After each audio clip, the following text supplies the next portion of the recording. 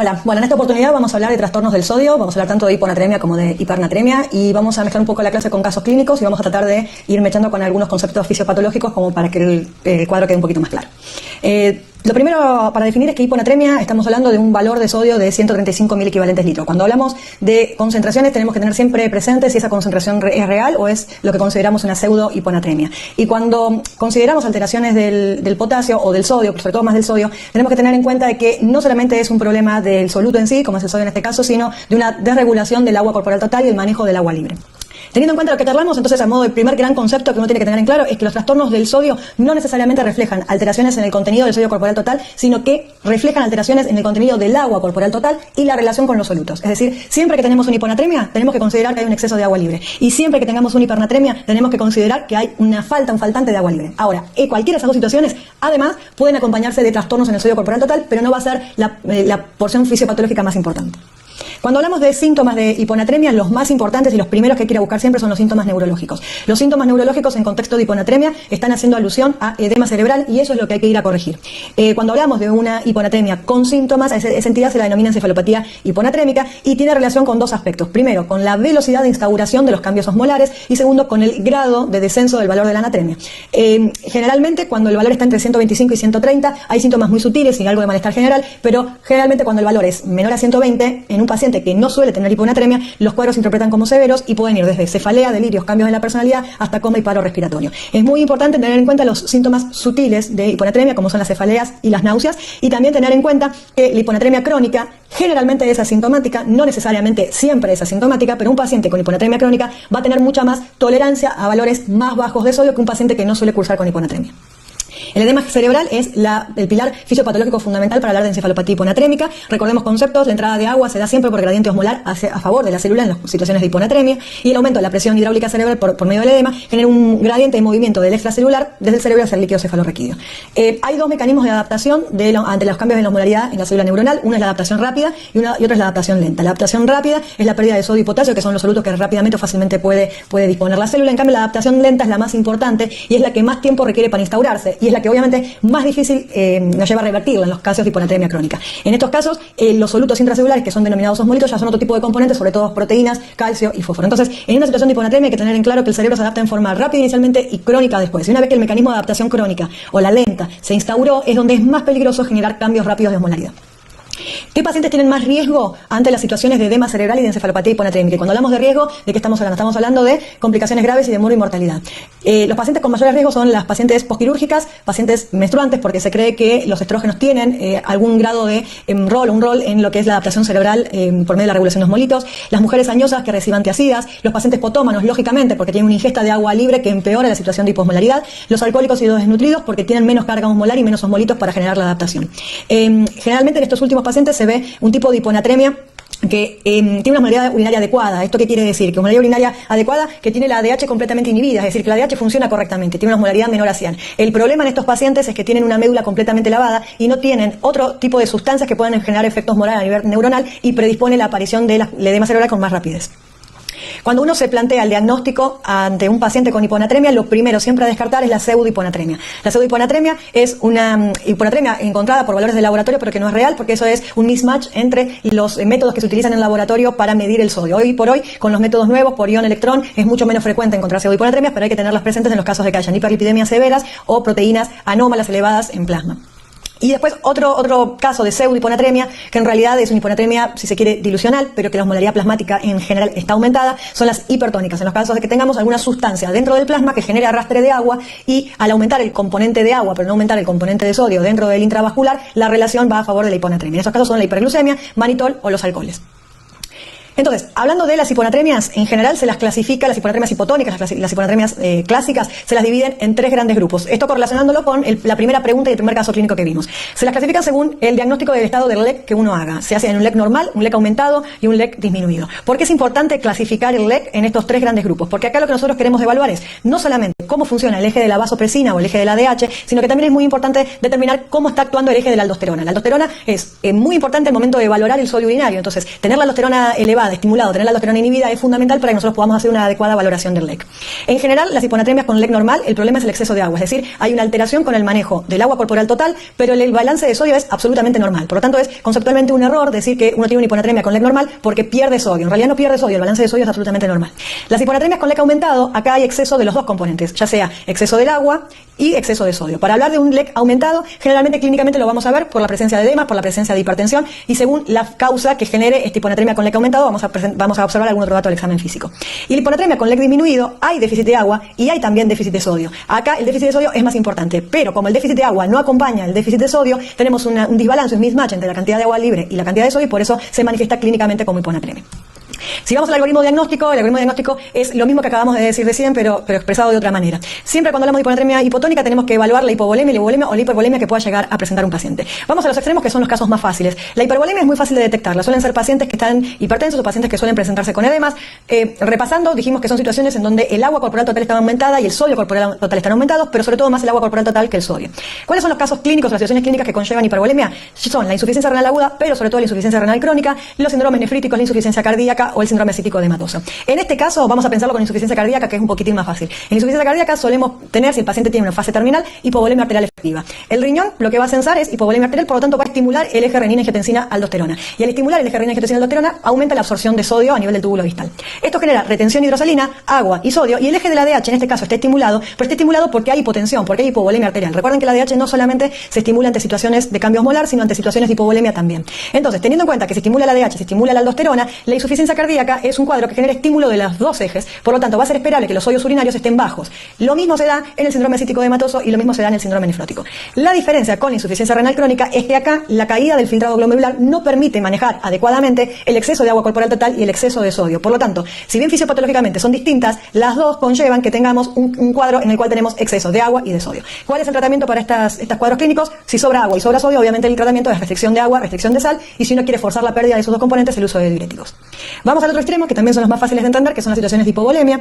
Acá, cuando tenemos hipovolemia, también hay que tener presente que, al igual que el caso de la hipervolemia, tenemos estimulado el eje de la aldosterona y también tenemos estimulado el eje de la ADH. La diferencia va a ser qué es lo que estimula el eje de la ADH y el eje de la aldosterona. Si las pérdidas son renales, ¿por qué? Porque lo que está forzando la pérdida o la depresión de volumen son diuréticos, enfermedad de Addison, diuresis osmótica o nefropatías perdedoras de sal. Lógicamente, por más aldosterona que tengamos estimuladas, la pérdida va a estar forzada. Por lo tanto, vamos a tener sodios urinarios mayores a 30. Ahora, en el caso de las pérdidas extrarrenales, diarrea, vómito, sudoración, tercer espacio, acá la aldosterona está perfectamente bien estimulada y tiene un riñón que responde. Por lo tanto, es absolutamente lógico encontrar sodios urinarios menores de 30. En las dos situaciones, cuando se censa hipovolemia, el estímulo de la ADH en este caso está dado por la presencia de la hipovolemia. Y en ese caso, el estímulo de la ADH no se considera inadecuado, sino que es un estímulo de ADH fisiológico. Por lo tanto, teniendo en cuenta que el déficit o la causa de la hiponatremia es por hipovolemia, por falta de sal y sobre todo por falta de agua, el tratamiento es el aporte del agua y de la sal. ¿Cómo se hace? Por medio de soluciones isotónicas de cloruro de sodio. Tenemos el tercer grupo, que es el que queda en el medio y que generalmente son más los casos más frecuentes, los que con más frecuencia se van a encontrar ustedes en la internación, que son las hiponatremias hipotónicas euvolémicas. En este caso, lo fundamental, el concepto fundamental es que al ser euvolémicas, acá la aldosterona no tiene que estar estimulada, es decir, tiene que haber cero estímulo a aldosterona. Por lo tanto, para hablar de euvolemias tenemos que tener sodios urinarios arriba de 30. Eso es lo que va a hablar, es de que no hay estímulo a aldosterona, por lo tanto, no hay ninguna situación fisiológica o no fisiológica que conlleve a depresión de volumen. Entonces, si estamos en una situación de hiponatremia sin pérdida de volumen y tenemos una hiponatremia con esos valores de sodios urinarios, sí o sí hay que ir a descartar que si el eje de la aldosterona está intacto y funciona adecuadamente, lo que no esté funcionando adecuadamente sea el eje de la ADH. Esas son las situaciones en las cuales nosotros podemos considerar el diagnóstico de secreción inadecuada de hormona antidiurética. Para poder hablar de secreción inadecuada de hormona antidiurética, tiene que haber eje de la aldosterona inhibido, o sea, sodios urinarios mayores a 30. ¿Cuáles son los diferenciales de secreción inadecuada de hormona antidiurética? Siempre tiacidas, el mixedema o el hipotiroidismo, el déficit de glucocorticoides, no el de mineralocorticoides, porque eso entra dentro del grupo de las hipovolémicas, fármacos, potomanía y desnutrición severa. Descartando todas esas situaciones clínicas, podemos hablar de secreción inadecuada de hormona antidiurética. ¿Cuál es el tratamiento? Obviamente en estas situaciones, como el problema es el agua y no es el sodio, el tratamiento es la restricción de agua o dar sustancias que estimulen la acuaporesis, como es la demeclociclina o el tolvaptan. Vamos a hablar un cachito de hiponatremias asociadas a tiacidas puntualmente porque son los diagnósticos diferenciales de secreción inadecuada de hormona antidiurética. El mecanismo fisiopatológico no está del todo claro. pero se sabe que sucede en los pacientes en forma general al inicio del tratamiento las primeras 2 semanas, aunque se ha descrito casos de pacientes de tratamiento crónico de años con TEACIDas y que desarrollan hiponatremia. Se suelen asociar a alcalosis metabólica e hipocalemia, eso es por la depresión de volumen sutil que generan las TEACIDas, y el tratamiento es muy simple porque revierten con la supresión. Es de muy buena práctica clínica cuando uno inicia TEACIDas a un paciente, monitorear el peso corporal total y generar unas pautas de alarma sobre posibles encefalopatía hiponatrémica, sobre todo si los pacientes son ancianos porque es el grupo de mayor riesgo. Hablando puntualmente de secreción inadecuada de hormona antidiurética, el SIAD, y vamos a hacer hincapié en esta patología porque es la más frecuente dentro de la sala de internación, vamos a hablar primero de los criterios diagnósticos. Repasando y hacemos hincapié en este concepto fisiopatológico, para hablar de SIAD tenemos que tener un eje de la aldosterona completamente inhibido, es decir, no puede haber hipovolemia en una situación de SIAD porque eso descarta automáticamente este diagnóstico. Para hablar de los criterios diagnósticos tenemos que tener una osmolaridad plasmática baja, eso va a favor, obviamente porque tenemos una hiponatremia osmolar. Tiene que haber una osmolaridad urinaria inadecuadamente alta. ¿Qué es osmolaridad urinaria inadecuadamente alta? Definida como más de 100 milimoles por kilo. Nosotros repasando habíamos dicho que la vasopresina actúa a nivel del túbulo colector, estimula la apertura de canales llamadas acuaporinas y esas acuaporinas permiten el pase de agua desde el túbulo colector al intersticio.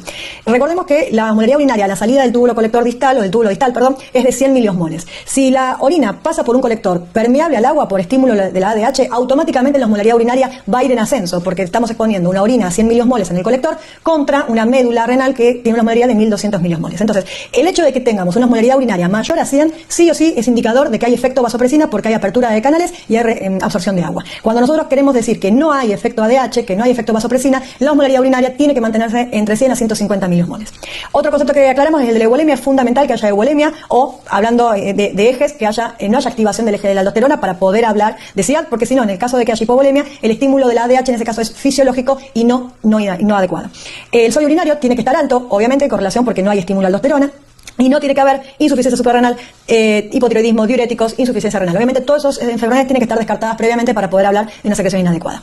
Hay otros tests suplementarios, generalmente no se hacen porque con una adecuada valoración del paciente y una buena interpretación de los parámetros urinarios con los esenciales es suficiente, pero uno puede hacer un test anormal de sobrecarga de agua. Esto implica darle agua libre al paciente y analizar su capacidad de eliminación, que al tener el túbulo colector permeable por inadecuada secreción de la vasopresina no lo puede hacer generalmente y no puede excretar el 90% del agua corporal administrado. Esto hay que tener mucho cuidado al hacerlo, no suele hacerse en situaciones de hiponatremia porque corremos el riesgo de bajar extremadamente el sodio y generar una hiponatremia sintomática.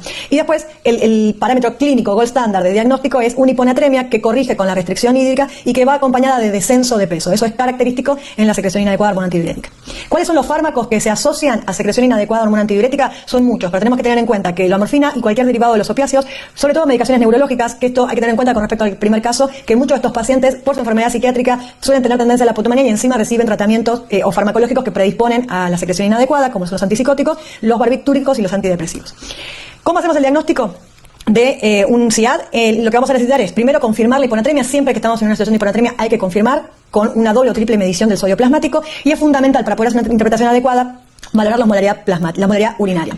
Recordemos, para la osmolaridad urinaria necesitamos valores de sodio y potasio urinarios y correlacionarlos con la urea urinaria, que también es un factor osmótico importante. Recordemos que si bien en algunos casos de la literatura descritos como que la osmolaridad urinaria para hablar de SIAD es mayor a 300, en realidad conceptualmente la osmolaridad urinaria con que sea mayor a 100 es suficiente para hablar de secreción inadecuada. Sodios urinarios, el sodio urinario clásicamente es bajo en situaciones donde hay hiperaldosteronismo, por lo tanto tienen que estar elevados en estas situaciones para poder hablar correctamente de un SIAD. ¿Cuáles son los diagnósticos de exclusión de la secreción inadecuada de hormona antidiurética? Son las hemorragias del sistema nervioso, tumores, infecciones, meningoencefalitis, neumonías, tuberculosis, traumatismos cerebrales o tumores secretores de ADH. Esto es en realidad porque no es que la ADH se secreta en forma inadecuada, sino que es un análogo de la ADH o síntesis de ADH, pero que no tiene su origen en el sistema nervioso. ¿Cuál es el tratamiento de las hiponatremias en general? Lo primero que tenemos que tener en cuenta es si la hiponatremia está sintomática o asintomática. Si la hiponatremia es sintomática, el objetivo del tratamiento es a la corrección del edema cerebral y tiene que hacerse en forma aguda, lo vamos a ver más adelante. En el caso de que la hiponatremia sea asintomática, tenemos mucho más tiempo para realizar el tratamiento y es fundamental establecer el origen o si hay alguna etiología subyacente, porque lo mismo que pasa en los trastornos del potasio, si uno no identifica la causa, el riesgo de reinternación por hiponatremia es muy alto. En el caso de cosas o conceptos a tener en cuenta, en la hiponatremia aguda, que se define como aquella menor a 48 horas, la posibilidad de edema cerebral es muy marcada, son con las que más cuidados hay que tener. La regulación del volumen cerebral es mínima porque el cerebro se toma bastante más tiempo en poder hacerlo. Los riesgos de tener síntomas por hiponatremia son mucho más prevalentes y los riesgos de la corrección, en este caso, si está bien hecha, son mucho menores. Ahora, las hiponatremias sintomáticas, cuando son crónicas, el edema cerebral es mucho menor, pero requerimos de cambios muy poquitos o muy leves del sodio para generarlos. La regulación del volumen cerebral es leve, pero acá los riesgos de la corrección son mucho mayores y sobre todo si la hiponatremia es asintomática y crónica. A modo conceptual, si el paciente es crónico y está asintomático, tenemos todo el tiempo del mundo para para estudiarlo y no para corregirlo. ¿Con qué se tratan y con qué se corrigen las hiponatremias? Fundamental, repasar el primer cuadro y establecer el grado de volemia del paciente. En las situaciones donde hay LEC contraído es muy fácil, es expansión con solución fisiológica. No está recomendado utilizar soluciones dextrosadas porque no tienen el componente de cloruro de sodio necesario para revertir la disminución del LEC. Con LEC normal, la restricción de agua libre es fundamental, es parte basal y crucial del tratamiento. Uno, por más que establezca el tratamiento del paciente y identifique la causa, si uno deja que el paciente tome la cantidad de agua libre que el paciente desee, no se va a corregir la hiponatremia con tanta facilidad. Y en el caso de que sea muy difícil regular o restringir la ingesta de agua por cuestiones sociales, el uso de diuréticos o de otras sustancias, como por ejemplo el tolvaptan, pueden ser bastante útiles. Y en el caso del LEC aumentado es fundamental, sabemos que el LEC aumentado implica aumento de sodio o aumento de agua, por lo tanto hay que restringir agua y hay que restringir sodio. Pero en estos casos también el uso de diuréticos acelera la pérdida. En el caso de los antagonistas de los receptores de la ADH, como son el tolvaptan, están descritos para la insuficiencia cardíaca, para la cirrosis. En la Argentina no son fácilmente de utilizar, no están disponibles en el mercado. Y en general, cuando nosotros tenemos pacientes con insuficiencia cardíaca o cirrosis con hiponatremia, eso más que corregir la causa del sodio, está hablando de un pronóstico de la enfermedad de base que no suele ser bueno. Repasando entonces un poquito las cuestiones de tratamiento. El tratamiento tiene que estar adecuado a la condición clínica del paciente. Si la hiponatremia es aguda, es menor de 48 horas, el ritmo de corrección tiene que ser rápido. ¿Por qué rápido? Porque hay que sacarlo de la situación de edema cerebral. Siempre teniendo en cuenta que el marco o el punto límite de corrección es no más de 12 miliequivalentes en 24 horas para evitar el riesgo de melinolisis pontina. Cuando uno hace una corrección rápida de la hiponatremia es fundamental controlar el sodio cada 2 a 3 horas durante las primeras 6 a 12 horas que lleve el tratamiento. Si la hiponatremia es sintomática pero es crónica, ahí la corrección tiene que ser mucho más lenta a un ritmo de 0 a 5 miliequivalentes por hora. Y en el caso de la hiponatremia asintomática crónica no hay obligación de hacer una corrección demasiado brusca, por lo tanto es preferible no corregir, buscar la causa y tratar la causa. Hay algunas otras cuentas que se pueden utilizar o que están descritas en la bibliografía para las correcciones de los sodios. Hoy por hoy, según el último consenso de hiponatremia publicado por la Sociedad Europea en el año 2014, suelen no recomendarse la utilización de este tipo de fórmulas porque generan mucho margen de error, teniendo en cuenta que es fundamental tener el peso del paciente y muchos de estos pacientes no pueden pesarse. Sin embargo, están descritas, las ponemos para que ustedes las tengan en cuenta, pero en el caso de que nosotros querramos hacer alguna corrección, la corrección se hace con soluciones hipertónicas. Hablando de soluciones, algunos datos para tener en cuenta. Una solución fisiológica normal, la solución común que usamos en la sala de internación, es la que es descrita al 0,9% y tiene 150 miliequivalentes de cloruro de sodio. Es prácticamente parecida a la composición del plasma normal. Una solución al medio o una solución al 0,45 es exactamente la mitad de la composición con 77 miliequivalentes y una solución de dextrosa al 5% con respecto a la tonicidad no genera efecto de tonicidad porque no tiene aporte de cloruro de sodio. Si bien tiene dextrosa, esa glucosa se metaboliza y al final al paciente lo que le terminamos infundiendo es agua libre. Por lo tanto, infundir con dextrosa es lo mismo que infundir con agua libre. Infundir con solución fisiológica es infundir con una solución isotónica. Entonces, es muy importante en situaciones de hiponatremia, en las cuales hay depresión de volumen, expandir con soluciones isotónicas. Si nosotros a un paciente con euvolemia que tiene un CIAD lo expandimos con soluciones isotónicas o con soluciones dextrosadas, lo único que estamos logrando es aporte de agua libre que no lo benefician teniendo en cuenta su fisiopatología. Hoy por hoy lo que está recomendado es la última solución, que es una solución de cloruro de sodio al 3%. Eso, haciendo los cálculos, tiene una composición de 513 miliequivalentes por litro. ¿Cómo se arma una solución al 3%? Son 500 mililitros de cloruro de sodio, la solución fisiológica normal, con 50 mililitros de cloruro de sodio al 20%.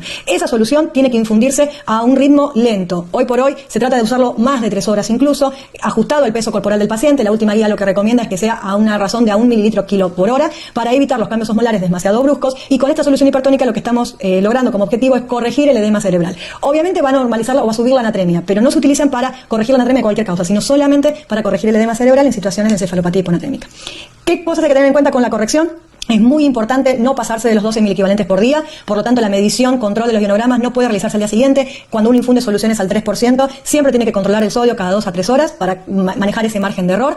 Y el riesgo de la sobrecorrección es el de la melinolisis pontina, que es un cuadro clínico que aparece no inmediatamente, sino que a veces suele tardar hasta una semana en manifestarse clínicamente. Los síntomas clínicos son disártera, disfagia, paraparesia y cuadriplegia, es lo característico, generalmente es irreversible, y el diagnóstico se confirma con resonancia, pero las lesiones recién aparecen a las 4 semanas. Por lo tanto, muchas veces estos síntomas no los vemos porque el paciente corrige la anatremia antes de los 7 días y es mandado de alta. Por lo tanto, la única pauta de control que vamos a poder disponer es el control del ionograma mientras se hace la carga al 3%.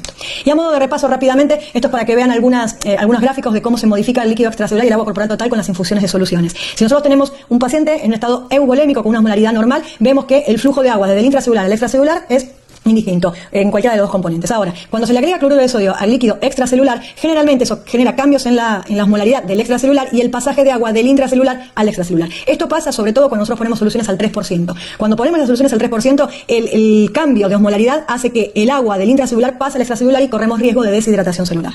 ¿Qué pasa cuando agregamos agua libre al líquido extracelular? Pasa lo inverso. Tenemos aumento de tonicidad dentro de la célula con una disminución del plasma o de la tonicidad plasmática, por lo tanto el circuito de agua es desde el extracelular al intracelular y eso genera edema cerebral. Cuando ponemos soluciones fisiológicas en el extracelular, como la tonicidad es la misma que en un sujeto normal, no suele haber esa variación tan marcada de pasaje de agua, por lo tanto son las soluciones más seguras en el caso de que nosotros tengamos depresión de volumen. Vamos a continuar ahora con hipernatremia, que son mucho más fáciles. Las situaciones de hipernatremia suelen estar asociadas todas a depresión de volumen, todas tienen pérdida de sodio corporal total, pero la diferencia acá es que se pierde mucha más agua que sodio corporal. Se define hipernatremia a un sodio mayor a 148, pero en este caso hay que tener en cuenta que la glucemia tiene que estar por debajo de 200.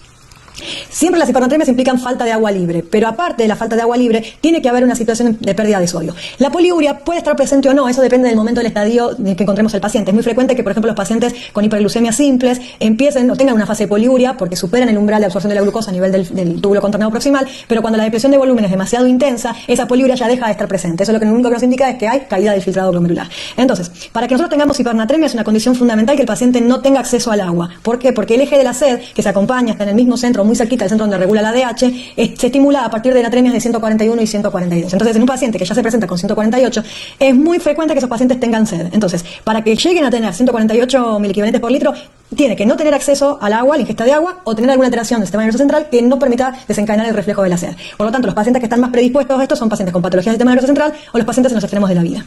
¿Cuáles son los síntomas de hipernatremia? Son los síntomas de un cerebro deshidratado, ¿sí? Entonces, va a tener síntomas de encefalopatía, irritabilidad, letargia. Es muy característica la letargia. Hay que diferenciarla de la depresión de volumen porque estos pacientes suelen llegar hipotensos también. Y si uno no lo revierte, convulsiones, paro y deterioro hemodinámico. Lo mismo que habíamos discutido en el caso de la hiponatremia, pero en sentido inverso, el encéfalo va a tratar de perder agua, en este caso para regular osmolaridad, y va a incorporar electrolitos. El problema de esto es que tarda, lo mismo que tarda en adaptarse a la encefalopatía hiponatrémica. Si la hiponatremia es aguda, se produce deshidratación cerebral y es muy importante tratarla en forma aguda. ¿Cuáles son las causas de la hipernatremia? Generalmente se deben a 2 o 3 cosas. Pérdida de agua libre es fundamental, si no, no habría hipernatremia. Pérdida del agua acelular. Pero sobre todo, en algunos casos muy puntuales, y esto es muy importante en el interrogatorio, una sobrecarga de sodio. En realidad es una incapacidad que tiene el riñón de manejar el exceso de sodio aportado. La pérdida de agua libre es por lejos la causa más frecuente en el contexto clínico, se da por deshidratación severa, no importa su causa, diabetes insípidas, centrales o nefrogénicas, la diuresis osmótica, ya sea por diabetes, hiperalimentación enteral, por hipercatabolismo manitol, o lesiones hipotalámicas que afecten el receptor, el osmoreceptor o el centro de la sed. Después, la otra clínicamente más frecuente es la sobrecarga de sodio, sobre todo cuando uno lo aporte para tratar del edema cerebral.